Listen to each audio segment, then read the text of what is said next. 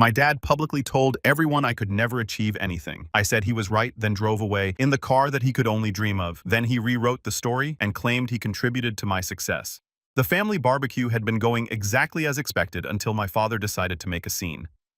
We were standing in my parents' backyard surrounded by aunts, uncles, cousins, and family friends who'd known me since childhood. My father had been drinking since noon, and his filter had completely disappeared by 3 o'clock in the afternoon. "You think you're so special with your fancy job and your expensive car?" Dennis shouted loud enough that conversations across the yard stopped. "But I know the truth. You'll never amount to anything. You're just pretending to be successful." Every eye in the yard turned to watch this confrontation. My mother looked mortified. My younger brother Kevin smirked from where he stood by the grill. This was the validation he'd been waiting for. Dad finally putting me in my place. I could have argued. I could have listed my accomplishments, defended my success, pointed out the objective evidence that I had in fact amounted to quite a lot. But I'd learned something valuable over the years. You can't win an argument with someone who's emotionally invested in you failing. So instead, I smiled, calm, genuine, unbothered. "Maybe you're right, Dad." The confusion that crossed his face was perfect. He'd expected anger, defensiveness, maybe tears. Agreement wasn't part of his script. I turned around, walked through the suddenly silent crowd, and got into my Porsche 911 Carrera. Guards read because subtlety had never been my strong suit. I didn't look back as I started the engine, didn't check the rearview mirror as I drove away from my childhood home for what I suspected would be the last time. The drive back to my downtown loft took 40 minutes. I spent it in silence, processing the years of tension that had finally reached their breaking point. By the time I pulled into my building's garage, I felt lighter than I had in months. Hours later, my phone buzzed with a text from my Uncle Marcus. "Do you know what he did after you left?" I stared at the message for a moment before typing back, "What?" What my father didn't know when he made that scene was that his public humiliation attempt had just cost him something he valued far more than our relationship. But I'm getting ahead of myself. Let me explain how we got here. I'm Ryan Ashford, 33 years old, and I'm a partner at a venture capital firm specializing in technology startups. I make about $800,000 annually between salary bonuses and carried interest from successful investments. The Porsche was a gift to myself after our firm's most recent exit netted me a $2.3 million payout. My father, Dennis Ashford, is a middle manager at a manufacturing company. He makes about $75,000 a year and has worked at the same company for 30 years. There's nothing wrong with that career. It's honest work that provided for our family growing up. But Dennis has always been bitter that he never achieved more. And that bitterness turned toxic when I started succeeding.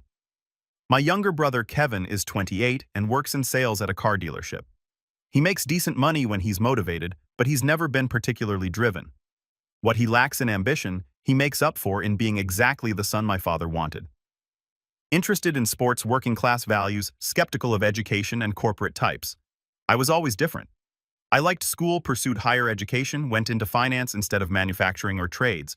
Every choice I made diverged from what Dennis considered the right path, and every success I achieved was treated as evidence that I thought I was better than the family. The tension had been building for years. When I got my MBA, Dennis told everyone I was wasting money on a useless degree. When I got my first job in finance, he said I'd be fired within a year for not knowing real work. When I made partner at 31, he claimed I must have cheated or slept my way there. Nothing I accomplished was ever legitimate in his eyes. It was always luck or connections or something other than my actual abilities. And Kevin reinforced this narrative constantly, making jokes about my pretend job and how I'd probably end up broke once people figured out I was a fraud. My mother, Patricia, never defended me. She'd make excuses for Dennis's behavior, saying he was just joking or didn't mean it the way it sounded. She'd ask me to be understanding, to not take things personally, to remember that he was my father and he loved me even if he had trouble showing it. I tried for years to maintain the relationship. I attended family events, sent gifts on birthdays and holidays, invited them to my apartment for dinners.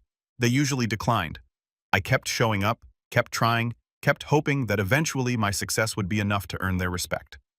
The barbecue was supposed to be a celebration of my parents' 35th wedding anniversary.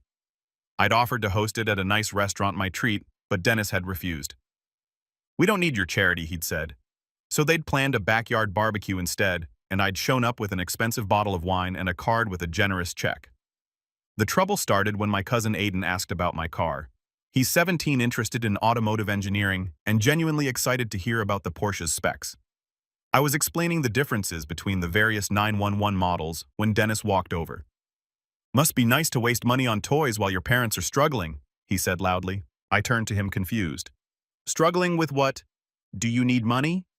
We don't need anything from you, he snapped. But it's interesting that you can afford a $150,000 car while your brother is working his ass off at the dealership trying to make ends meet.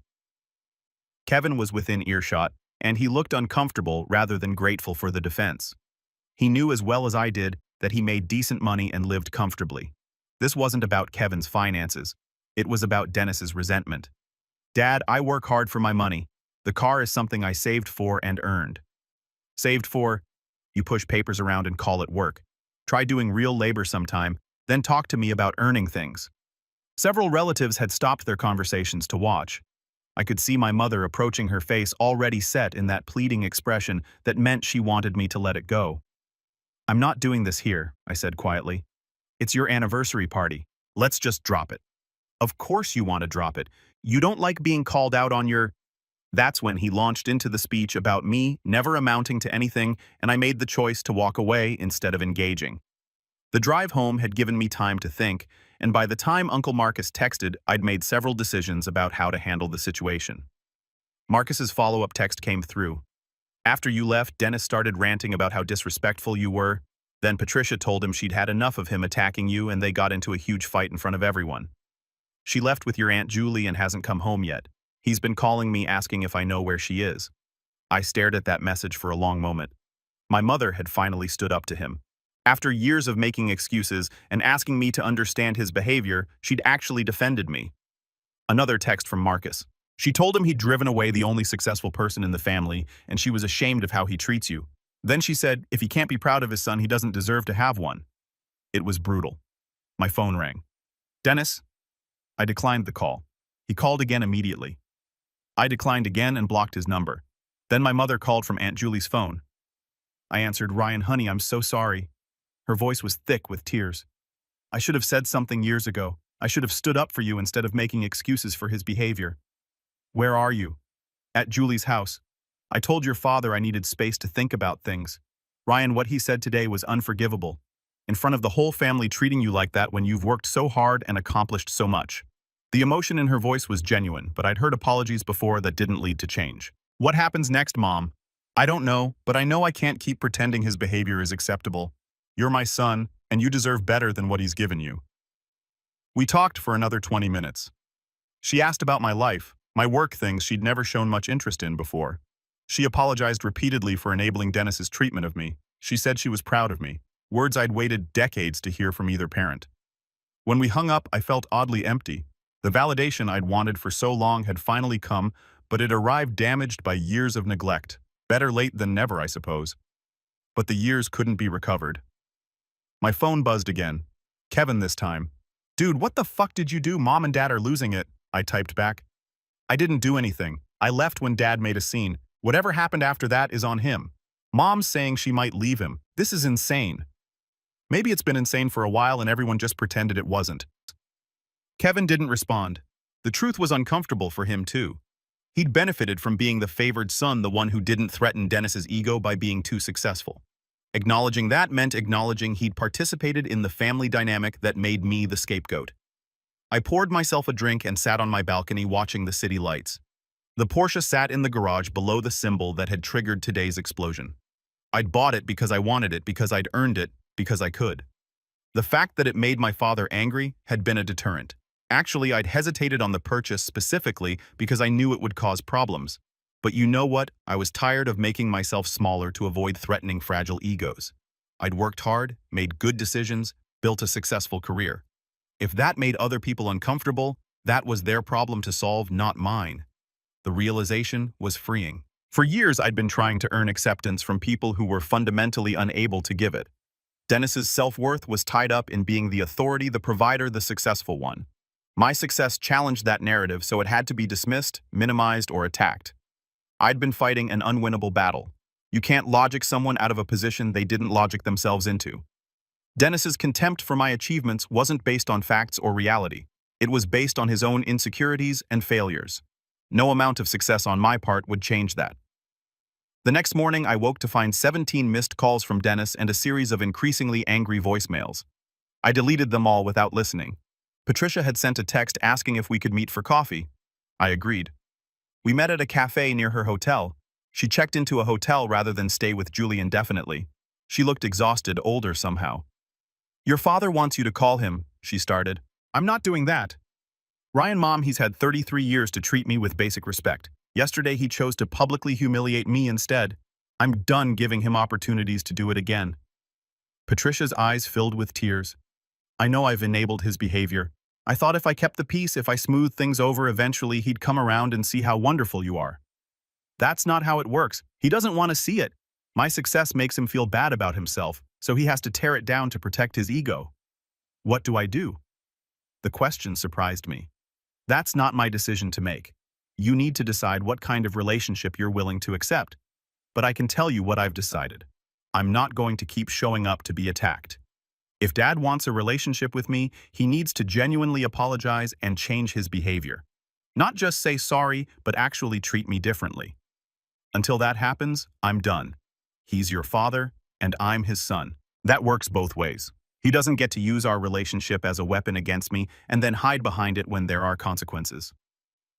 We talked for another hour. Patricia asked about my work, my life, my plans. She listened in a way she never had before. Actually engaged rather than waiting for her turn to defend Dennis or change the subject. When we parted, she hugged me tightly. "I'm proud of you, Ryan. I should have said that more often. I should have said it always." Over the following weeks, the family situation played out in predictable ways. Dennis called from different numbers trying to reach me. I blocked each one. He showed up at my building once. Security sent him away when I told them I didn't want to see him. He sent emails alternating between anger and self-pity. Some claimed I had betrayed the family.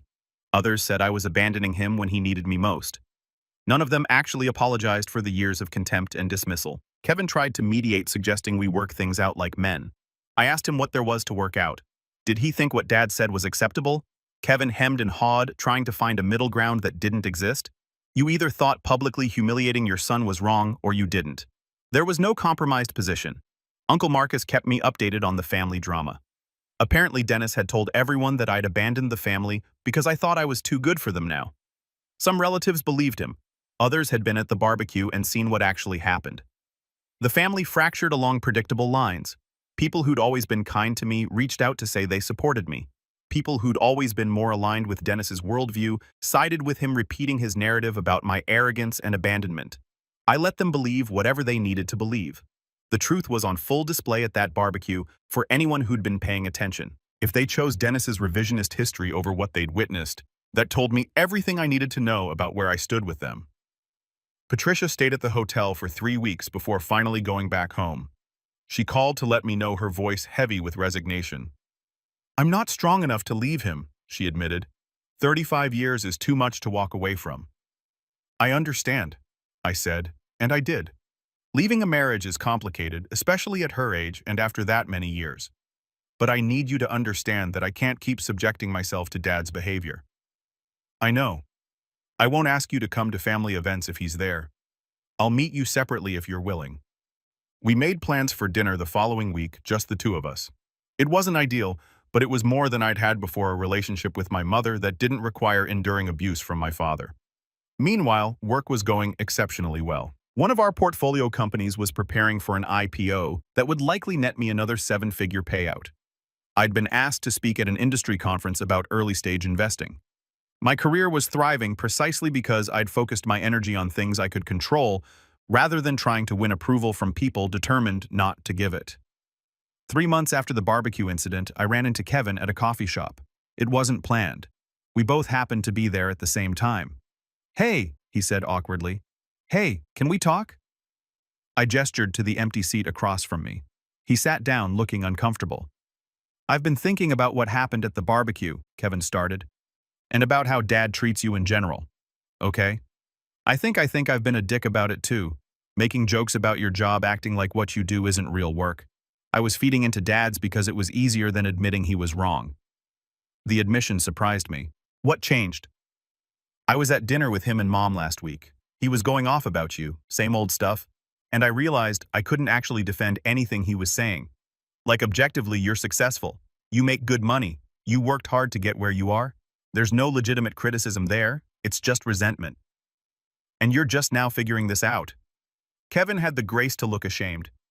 I know, I should have seen it years ago, but it's easier to go along with someone else's narrative than to challenge your own parents, you know. I didn't know. I'd spent years trying to win Dennis's approval before finally accepting it would never come. Where do we go from here? Kevin asked. That depends on what you want. I'm not interested in being the family punching bag anymore. If you want a relationship with me, it needs to be one where you actually respect what I do and don't participate in Dad's attacks. I can do that. I want to do that. We talked for another hour. Kevin asked about my work, actually listened to the answers, asked follow-up questions that showed genuine interest.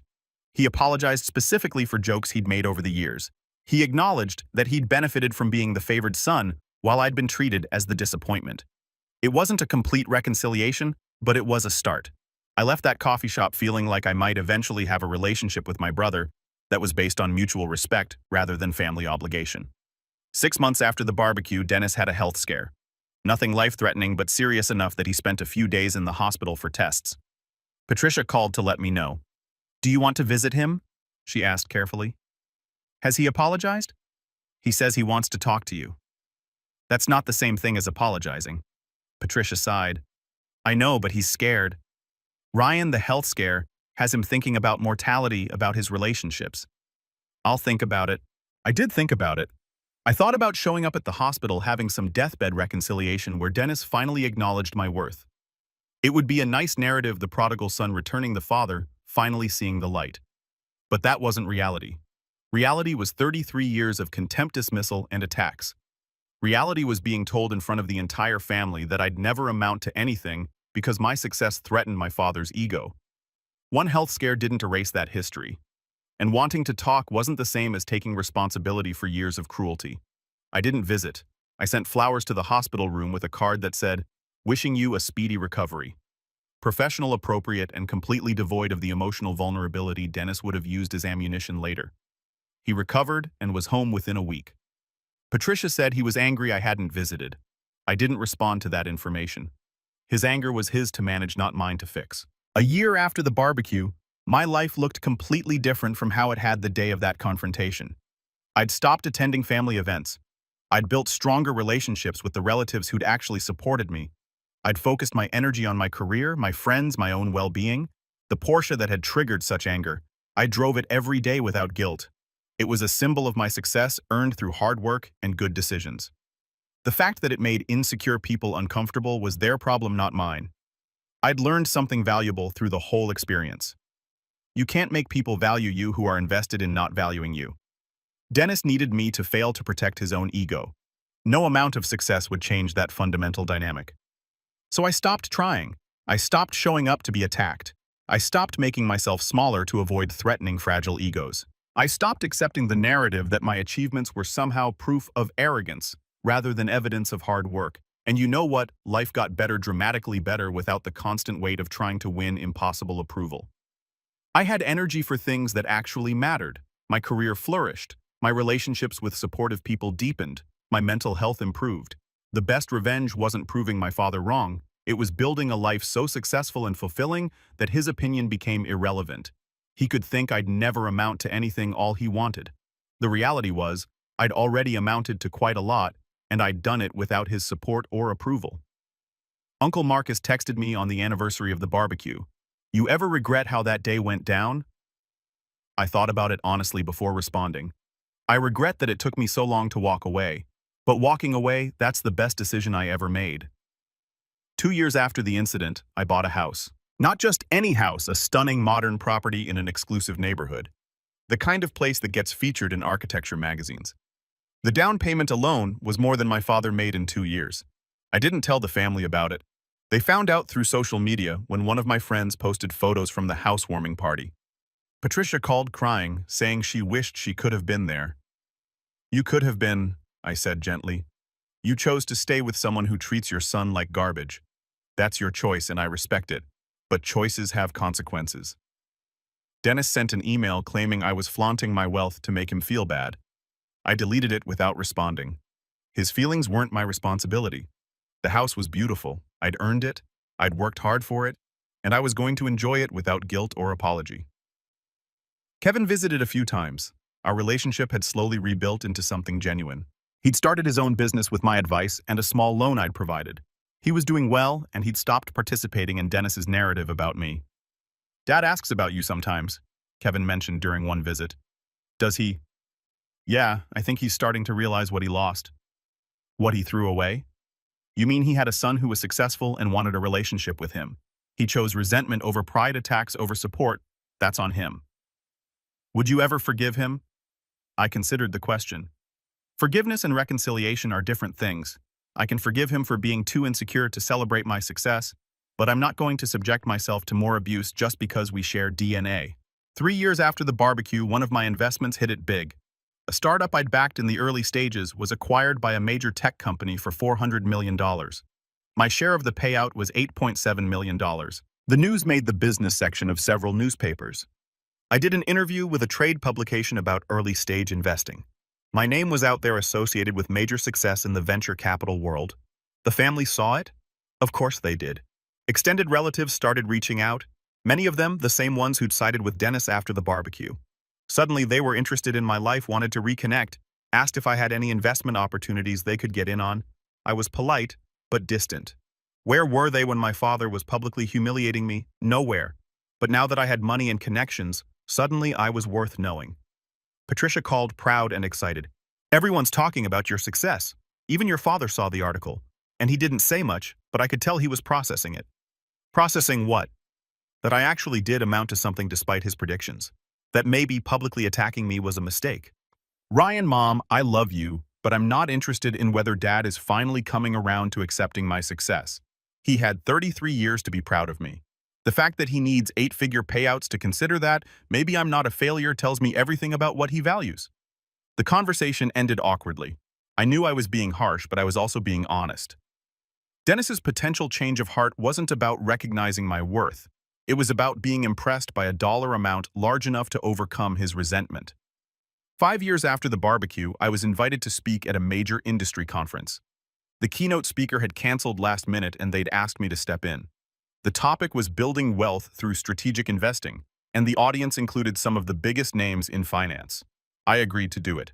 The speech went exceptionally well, and afterwards several major publications asked for interviews. One of them was the local newspaper from my hometown. I did the interview. I talked about my background, my education, my career trajectory.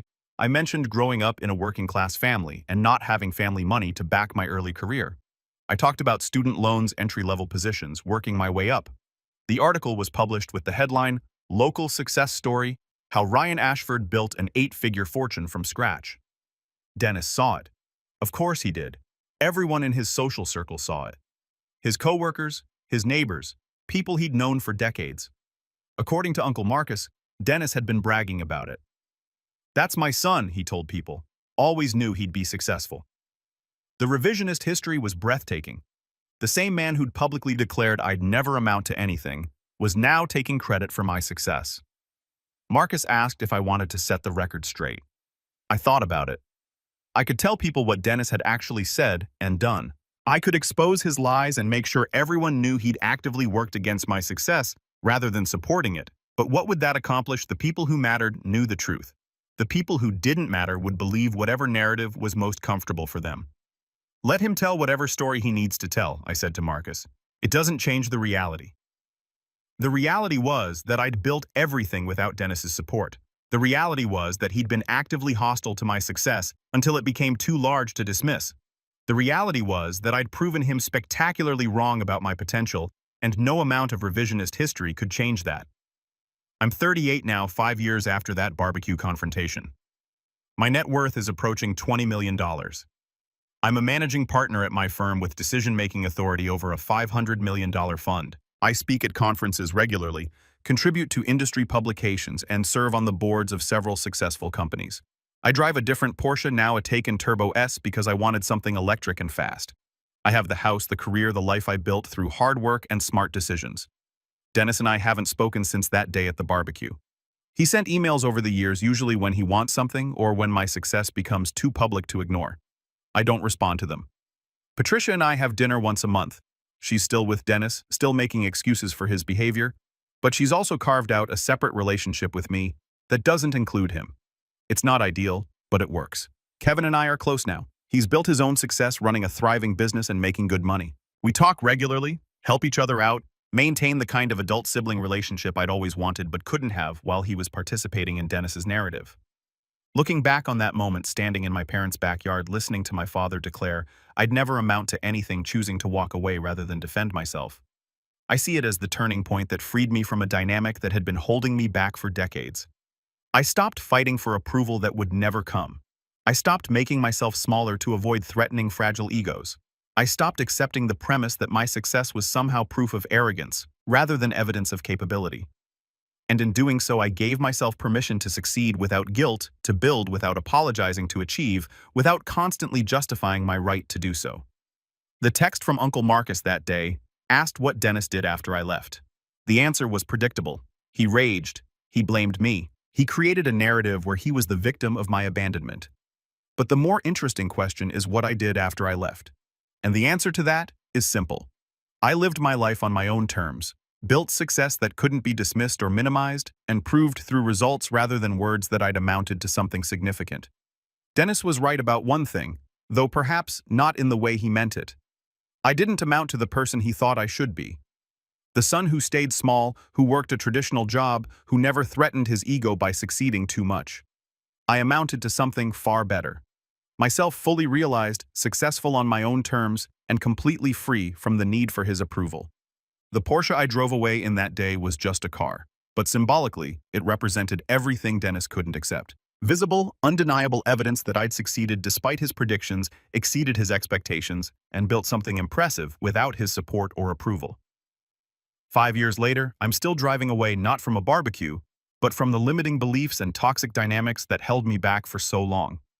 And every mile I drive, every success I achieve, every goal I reach is proof that sometimes the best response to being told you'll never amount to anything is to smile, walk away, and go build something extraordinary. Maybe he was right. Maybe I never did amount to the failure he needed me to be, and I'm perfectly fine with that.